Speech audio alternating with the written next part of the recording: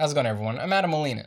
If you haven't heard of the Beats Solo headphones before, you might be lying, but that's alright. We won't judge you. For better or for worse, Beats is probably the most well-known brand in audio right now, but they haven't released anything new in quite some time, and now that the iPhone 7 is out, we know why. One of the headphones released at the announcement were these, the Beats Solo Wireless 3, and they come with the new Apple W1 chip, which is supposed to enhance the Bluetooth experience if you have an iOS device. But what if you don't have an iOS device? And what about that signature sound quality that's so polarizing? Is it still there? Let's find out. When you open the box, you'll get the classic Beats change the way you hear sound message. Pulling that out, you'll get a small soft shell carrying case, and in there is where you'll find the headphones. You'll also get a 3.5mm audio cable with an inline mic and remote, a micro USB charging cable, a small carabiner clip, and of course, a small sleeve with the instructions, a Beats sticker, and the warranty information.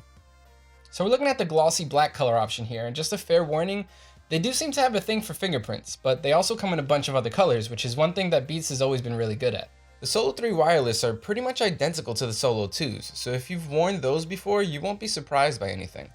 These on-ears are still made of hard plastic all around, and have really nice leather ear cups.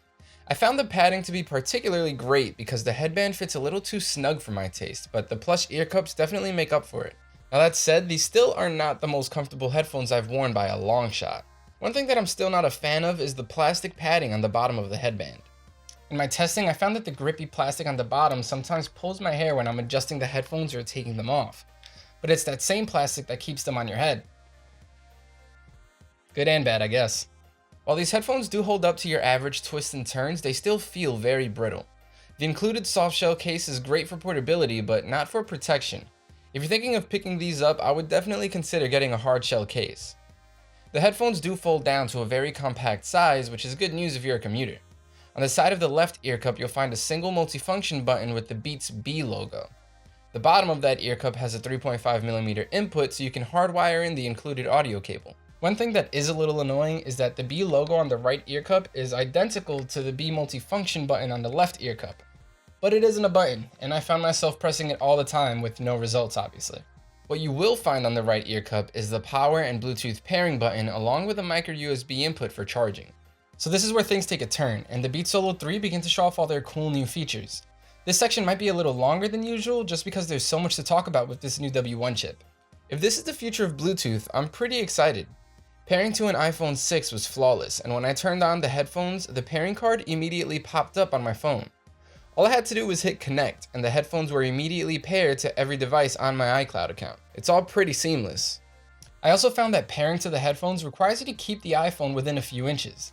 If there's two phones in pairing mode, the connect card will pop up on the iPhone that's closest to the Beats Solo 3s.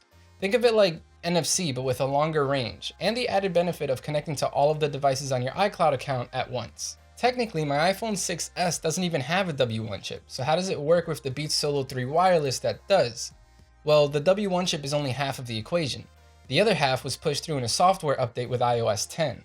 This means that hopefully we could see that software come to other devices in the future, making for an easier way to pair over Bluetooth. Now that most likely won't happen since it's Apple, but... Which brings me to the downside of this process. If you're on anything other than an iOS device, like an Android device, you don't get any of these cool features. You're out of luck. Connecting to my Nexus was the same old pairing process with Bluetooth settings and menus, which isn't really a big deal, but you are missing out on some of the cooler features of the W1 chip. As far as playback controls go, you'll get the same experience on both Android and iOS if you're using them wirelessly.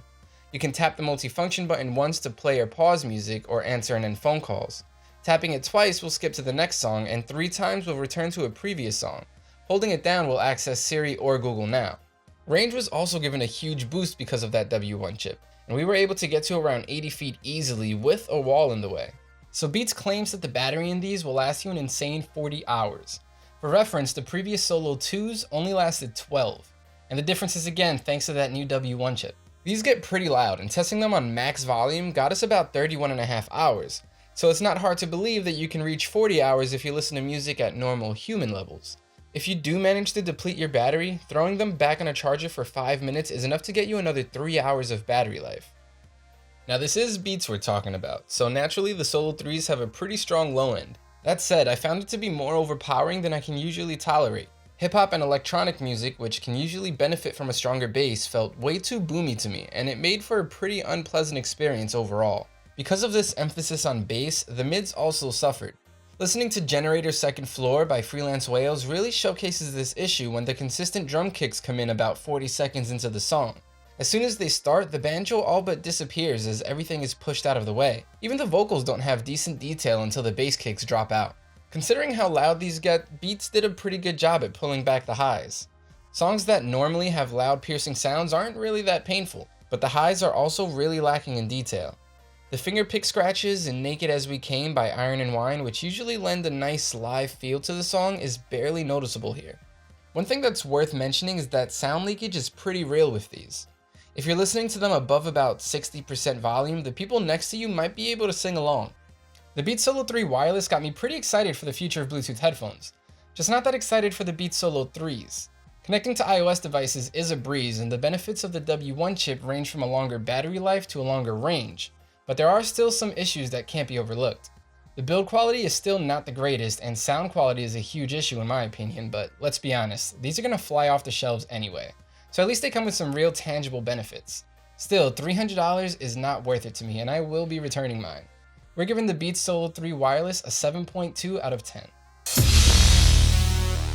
And that's it for our review of the Beats Solo 3 Wireless. Thanks for watching.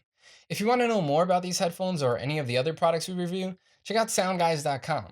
While you're here, subscribe to the YouTube channel if you haven't already, and sign up to our monthly newsletter so you can stay up to date with all the newest reviews and audio news here at SoundGuys. Links to all of that down there in the description. I'm Adam Molina. I'll see you later.